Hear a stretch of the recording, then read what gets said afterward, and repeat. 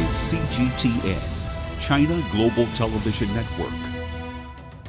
Investing in Africa's youth. That will be the focus of the African Union over the next 12 months.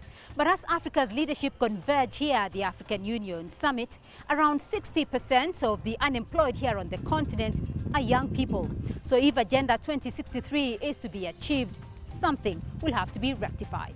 So if youth are the driving force for development on the continent, how then do we improve their education, their health, and their employment prospects for a better life for all?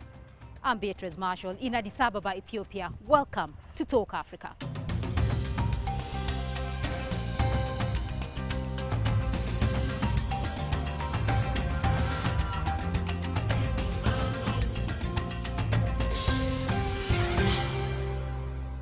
Now, the African Union hosted a major event earlier in the week before the heads of state arrived.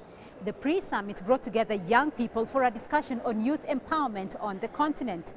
CGTN's Girum Chala followed that event and filed this report. These young people, most of them women, are here to advocate for change in Africa. They're hoping the decisions made by leaders will translate into benefits on the ground. The youth will be continuing carrying the baton, but it's important for them to know who power is and what role power will also continue to play in that process. This is their platform. This year is their year. The Gender Pre-Summit is an opportunity for young people to engage policymakers and share their concerns in order to influence policy and investment in youth on the continent. I expect that it's not all about talking about young people, but fully involving them into these systems. I want to see the heads of state pulling up all young people in those tables that seems to be so small to involve young people. I want the narration to be a little bit different. Political and economic beneficiation is key for many participants. It's the 9th time this Gender Pre-Summit has been held ahead of the gathering of the heads of state. But many say the voice of the African women and young are only just starting to be heard. Grumtala CGTN at the African Union headquarters in Addis Ababa.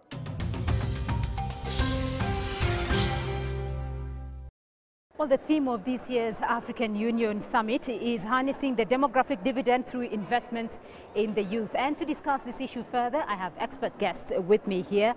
Mahawa Kabawila, she's the Director of Women, Gender and Development at the African Union. Welcome to the program. Thank you. Francine Muyumba, President of the Pan-African Youth.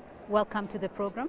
And Belisa Rodriguez of the Mandela Washington Fellow from 2016 and a consultant on youth affairs from South Africa. Welcome to Talk Africa. Mahawa, I'll start off with you though. The theme of this year's summit is on youth and harnessing the demographic dividend through investment in the youth. First of all, give us a bit of background about this agenda. Thank you very much. As you know, the African Union has really two important agendas, that of women and youth.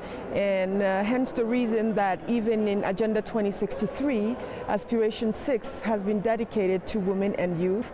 And the African Union recognizes that in order to make any kind of critical change on the continent, you have to work through women and the youth. And hence 2015 was dedicated to women's economic empowerment towards Agenda 2063. 2016 was also dedicated to human rights with a particular focus on the rights of women, which we acknowledge also is really a preamble to human rights, and recognizing that the demographic bulge of Africa cannot really be harnessed unless you have women and youth taken into account. The heads of state and government realized that they had to continue with this agenda. Well, the youth, Francine, are going to be an agenda at the African Union in 2017. What are your expectations? We are grateful first to African leaders for dedicating this theme to the young people of the continent.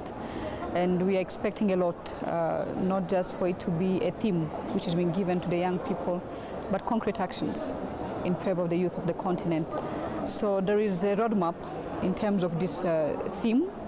It has several pillars including youth employment, youth unemployment as well, including entrepreneurship as well as education, health and other issues that are part of this roadmap. So we're expecting a lot, and we are looking forward for a great commitment, investment. We want member states to come and tell us what they are doing in their countries, in their respective countries, in terms of youth investment and how they can improve. Right, investing in the youth, your perspective? Well, from a young person's perspective and as a young woman entrepreneur, being here at the African Union and being involved in these side events is really important. And one of the concrete actions that you were talking about is that the AU ECOSOC has actually signed a MOU with the Mandela Washington Fellowship program, which is basically about taking these young leaders who have had an experience together, the alumni, and put them through a system so they can also have some political participation. And I think as a concrete action of that MOU, a few of us from various years of the Mandela Washington Fellowship are here today. So I could say that as one action at least, myself and my peers are a concrete result of that MOU. Right, so Francine, there are going to be a lot of issues you're going to be presenting to the African Union over the next few years. First of all, regarding the challenges that are facing African youth today that you want the African Union leadership to solve. The grassroots of many problems, including peace and security, is the youth unemployment. And of course, we are looking forward one of the solutions, because the Executive Council of the African Union last year in Kigali adopted the initiative of African Youth Development Fund, which is one of part of one of those concrete actions that we can have, because through this we can finance young people, young women in rural areas, including in all the sectors. So apart from that one, we're also looking forward on seeing how we can put in place, heads of state can put in place a high-level heads of state committee on youth, which can focus on specific issues of youth that are affecting the youth in general on the continent. There's also the issue of participation in governance and so on. Young people are going through many things, human rights. We have so many young people in prisons there. We have so many young people suffering. They do not access education. Their rights are being undermined. And this is the future that we are undermining. If we are deciding here at the African Union for the future, and undermining the future, we are not doing justice to ourselves. So we think that we expect African leaders not just to give a theme, which is a theme just to say we have done something for the youth, but concrete commitment. We want, when we come to the next summit, we have 200 young people, African young people, that leaders bring here and say, look, we have 200 startups that we're going to support, and here is the finance. Here is the micro even credit we can give you. Here is the fund for guarantee to give the young people who are doing entrepreneurship. Those are concrete actions. But come here, have speeches, wonderful ones as we know, the African culture, it doesn't help. And that, of course, brings us to the point of implementation. This is a noteworthy agenda, but what is the implementation process going to be like? For the last 2 days, and I would even say 3, we kicked off the African Union 9th Gender Pre-Summit. The pre-summit is a precursor to the summit itself. And during these 3 days, we've been deliberating with experts in their fields, with ministers of gender from across the continent, civil society organizations, private sector, people from academia, from all walks of life, about what are those solutions and strategies. And I often like to remind everybody that the theme, of course, is a way to give impulse to an already existing agenda. There's been a lot already done in terms of Africa's support to its women and youth. What we are saying is we want more to be done, more concrete actions. An example that was given yesterday by one of our panelists, expert panelists, is that there's a young man from Cameroon who solved, he said, more than 100-year-old mystery about the flu. How do you make sure that the flu vaccine that you use this year can still be relevant next year? And that's a young man from Cameroon, and he predicts that in the next few years he might be the first African Nobel Prize laureate in the area of a science. So, and throughout they've been reminding us that there's a lot that African youth and women are doing. It's just that we don't know about them. We're not giving them the podium. We are not giving them the floor they need, the space they need to grow. And so what we're saying is we are calling on all people with a stake in this process to continue to be more invigorated about what they've been doing already, to make sure that as we keep being reminded, we don't miss that demographic dividend. Right. Belize, an issue has been raised here by Mahawa, the question of there is already a lot of support, a lot of Africa support for the young people. As a young person yourself, do you feel that support? Well, coming from South Africa, it's kind of a mixed bag, put it this way. There are a lot of government stimulation programs around entrepreneurship, a lot of incentivization under the Department of Trade and Industry. We've obviously signed a lot of agreements on a continental level as well, and very key in some of those negotiations, trade negotiations, for example. But what we still see, especially in South Africa, is the access to this type of information. So the incentivizations are there, the programs are there, yet a lot of young people are feeling disillusioned, are giving up before trying. Even with learnerships and apprenticeships that are there in government, people drop out. Teenage pregnancies, these social ills are still big issues. So of course it's a multi-stakeholder approach that needs to happen. And I think one of the silver bullets, in my opinion, is focusing on social entrepreneurship. Because entrepreneurship, just focusing on making money is one thing, but focusing on solving big problems and social issues whilst making money is where there is a sweet spot. But we don't have the language yet in our countries to affect policy change when it comes to social entrepreneurship. And that's another question, Francine, because how then are the youth or organizations such as yours, such as the African Union, how are the youth going to ensure that some of these policies that may come out of the African Union are mainstreamed into the national agenda for the benefit of the youth? Wonderful. We have one of the strongest policies at the African Union, which is called the African Youth Charter, which has been existing for the past 10 years, adopted in Gambia in 2006. And this African Youth Charter gives orientation, guidance to member states in terms of youth participation, in terms of youth employment, in terms of youth education, in terms of access to finance or anything. The problem is not having policies. The problem is implementing those policies. We have beautiful policies. We have good policies in existence. We had the Decade Plan of Action on Youth, which is ending next year in 2018. The challenge we have is member states implementing these policies and the follow-up in terms of these policies. So for the past 10 years, we cannot say member states have done nothing. If we say that, then we are not correct, because there are member states at least who have committed to youth development and they have really invested in youth, but the majority are still having challenges. Today we have youth organizations in the countries, including some other countries do not have youth organizations, are not organized. We need to get to organize young people and let them participate. Like today in the African Union, we have the Pan-African Youth Union, though we have our own challenges in the African Union that we are handling in terms of support from the organization.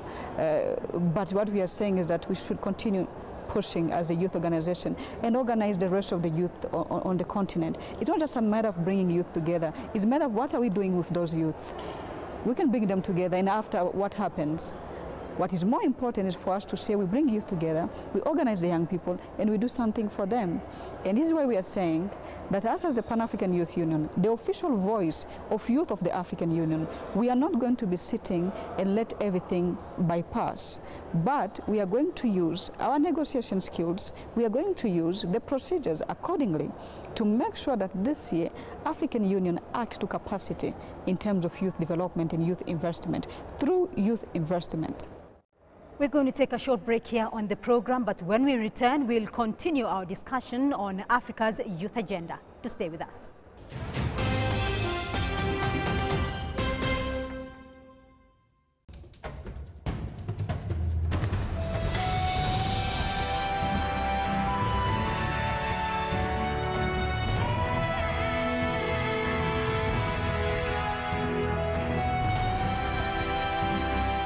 Africa Africa is not one story.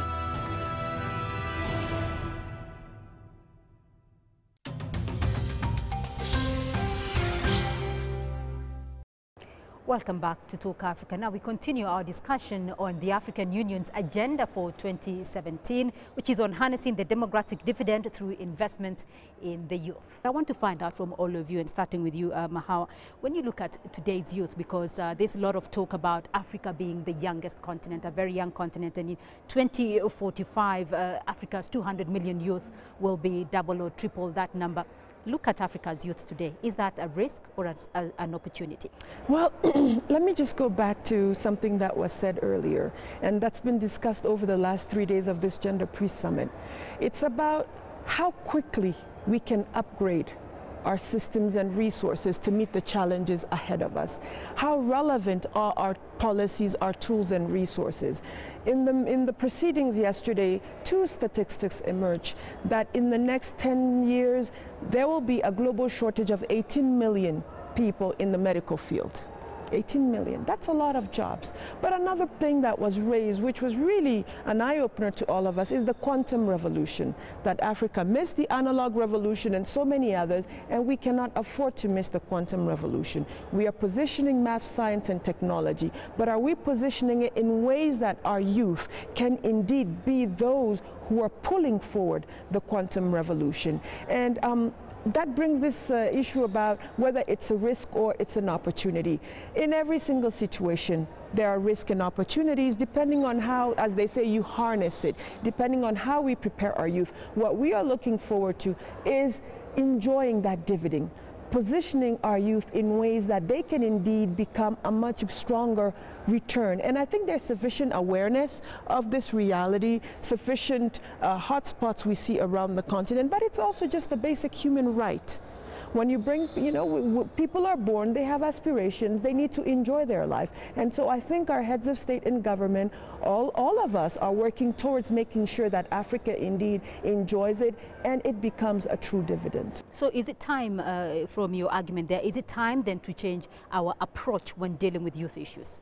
Well, I think when you're dealing with any issue, you need to revisit your assumptions on a daily basis. Contingencies are real, risks are real, and this is the age of information technology. What was true yesterday may not be true today. I mean, we see how information technology, even on Twitter, on Instagram, everything is changing so quickly. What we are saying is we can no longer wait for 5-10 years to be on top of things. It has to be a daily and a constant awareness process. There needs to be agility, flexibility in how we respond and how we put together resources that people need, and that's just the fact of life these days. Right, Francine? I don't believe that African youth are a risk to the continent, because as said, the director of gender of the African Union, there are risks in anything and so on. I think African youth is the best opportunity that Africa has. It just depends on how we harness this demographic dividend in terms of the young people on the continent. If we use young people correctly, it's for the benefit of the development of our continent and of our member states. We shouldn't look down at youth as trouble. We shouldn't look down at youth as a problem, but a solution. Young people are a solution, because you can come across some African youth who have talents that you can never imagine, that will leave the continent and go look for these talents outside, while there are African youth here in the continent who can do good, and they just need to be brought out. They need to be put somewhere there and say that they need to be promoted. That is the word I was looking for. They need to be promoted, to be identified, promoted and encouraged. That's what is missing. You're gonna get some African youth who are having brilliant ideas, who want to explore amazing things, but they lack that push, they lack the support, they lack the encouragement. You go to other countries, developed countries, where you see a young person, once the West is growing or is growing, they see already the talent. Immediately they start orienting this young person, be it in leadership, be it in economics, be it in anything. When they see talent in a young person, they start guiding this young person, be it in art, be it in any field, and you see these young people really emerging. This is what we want to bring to Africa. We want some young African heroes that we can bring here to the African Union. African leaders can honor these young people in order to encourage those other young people on the ground. So we appreciate what the gender department is doing already with the women, but on the youth we're still facing so many challenges. We are ahead but not ahead enough. And this is what we want. We are ahead, but we are not ahead enough, including at this summit and other platforms. Right, Belisa? And I would concur with both of these ladies here that, you know, we're talking about millennials. You know, these people are savvy. You know, they are also politically savvy, actually. In the education system as well, which, you know, is mainly a westernized system. You know, we're talking about decolonization of the education system. You know, we're talking about what is the power that young people have to dictate how things are taught, how things are learnt. So my advice in a forum like this is it would be much better to engage the youth in smaller sessions, workshops, really get young people's hands dirty. Let them write things, let them tweet things, let them do competitions. You know, we need to look at millennials and, like you said, be agile, flexible, and be empathetic to young people. What are they thinking? What do they want? And how do we create policies and an environment for their voices to be amplified? And I think in the old lecture style format, it's not going to work. We have to move with the times. And I think that's with everything. I mean, every generation has its time. This is a generation of the fourth industrial revolution or the quantum revolution. And we need to make quantum leaps when it comes to engaging youth. Right. I want to get a final comment from all of you as we wind up. And I'll start off with you, Belisa, there. As a young person and looking at this year's theme from the African Union, what do you want from the continent, from your leaders, and from your young people? I want young people to explore their communities, to explore their environments, and to ask permission, ask to be involved, volunteer, because you know, if you do the same thing day in and day out and expect a different result, that's what they say is the definition of madness. But if you try different things and take risks, it will take you to places you will never imagine. So I think get out of your environment, explore, talk to people, ask questions, and then of course harness the internet. You know, there are lots of opportunities out there. It's almost like you can sit at your computer and go, what should I Google? It's overwhelming. So I think know what you want, go for it, and don't be afraid. Right, Francine, and on top of that, what you want from your leaders and from the young people, how are you going to ensure that the young people's voices are heard on the continent?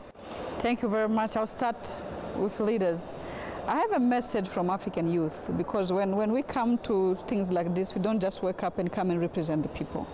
We have the people that we represent. We don't come and represent our views, but we come and represent those who gave us power. It means the young people on the ground. And this is the message they gave me. The young people said they do not want speeches this year from African leaders for this AU theme.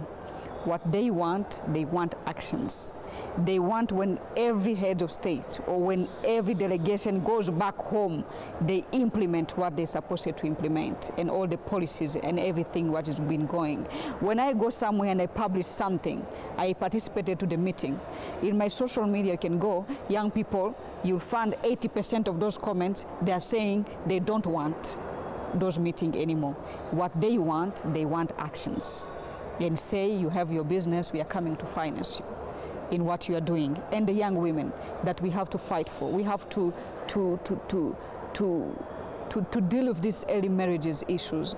We need to criminalize even early marriages. in African countries. We must give young women a possibility to be educated, a chance to be educated, because the future depends also it depends also in educating the young women on the continent. So when we educate young women, we educate mothers who are going to educate their children and who are also going to become leaders. If we don't educate these young women, and then what we are saying is that we are creating a society of a big mess in the future. And the young people also, a message that I always give to the young people, when we fight for our rights, let us all remember our responsibilities. And whenever I talk, I don't only talk about youth rights, I also talk about youth responsibilities. What are the responsibilities of our young people in the society? Is that of destroying? Is that of being recruited by being radicalized? Is that of destroying? Is that of destabilizing peace and security? The responsibility is also to hold leaders accountable and to say that in a more respectful manner. It also depends on how we advocate to be heard. If we advocate in a more correct way, in a very good negotiation, in diplomacy sometimes we get things done. But as young people with this hot blood sometimes, we tend not to know what are the channels to be used in order to get supported. So I always, and I ask all the young people of Africa, this is the year of African youth. I want all of them, because myself I won't be able, is a big task. In social media and everywhere, and request for what African leaders have to do. And in their countries, they must hold leaders accountable in terms of investing in youth. They must make sure their leaders, they put in place a national youth fund to support youth initiatives. They must make sure in their political parties, they are aligned on electoral lists to make sure that they get into parliament, so that when they are there, they are participating in decision making, decisions will be made on behalf of the young people. And also in ministerial positions in the government, let's make sure that we have a percentage of young people who are ministers, why not also to those big positions. And I hope that African leaders will hear us with the roadmap that we have on youth, that it will be launched at the official opening of the AU or at the closing, and through that, young people can find their way. Right, Mahawa Kabawila, you have the final word. Thank you. Just a few points. Just like we've done in the area of women empowerment and gender equality, we also like to emphasize that the youth is not a homogeneous group. We have in our room in the Gender Pre-Summit young people from rural areas, young farmers.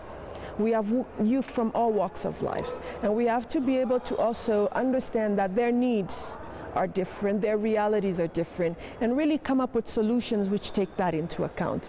Another point which has been emphasized throughout is that, and my co-panelists have said it, our youth need to be enabled, they need to have solutions around them, but we also want them to feel like they have the power to make the difference. We know that, for example, for many years we all used basic telephone to communicate, and then came the cell phone revolution. It bypassed all the infrastructure that was there, and it created a solution platform which today has changed the way we live. And that was done by who? Young people.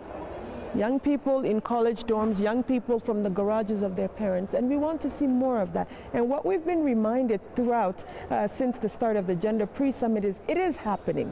African youth are finding solutions. It's just that they're not enabled sufficiently. And finally, may I also remind that we are in the decade of women, the African Women's Decade, which started in 2010. But people remind me again, this is not just a decade of women, and it's also the cycle, the century for women and for youth. And so let's seize that moment. Let's not let anybody take it away from us. Let's take it constructively. Let's make our voices heard, but also let's contribute. We are not just passive people, we are very active, and we can make a difference. And thank you for giving us the opportunity to share with your large audience these thoughts. And thank you very much for joining us on the program. Mahawa Kabawila, Francine Muyumba, and Belisa Rodriguez, thank you very much for being on Talk Africa. And that's all we have time for on Talk Africa this week. But you can follow this conversation on YouTube, Twitter, and Facebook, and join us again next week for more on Talk Africa from Addis Ababa in Ethiopia. Bye-bye.